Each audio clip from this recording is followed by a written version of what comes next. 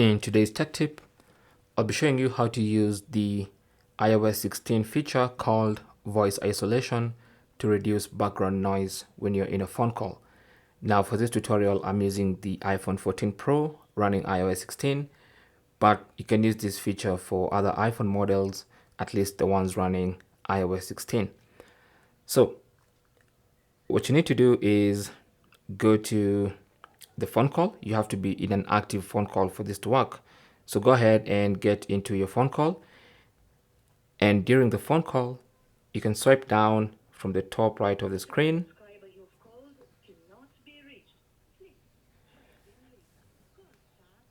And then tap on mic mode at the top there, and then select voice isolation.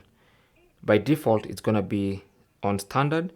You want to select voice isolation and then tap anywhere on the screen, and the mic mode should say voice isolation.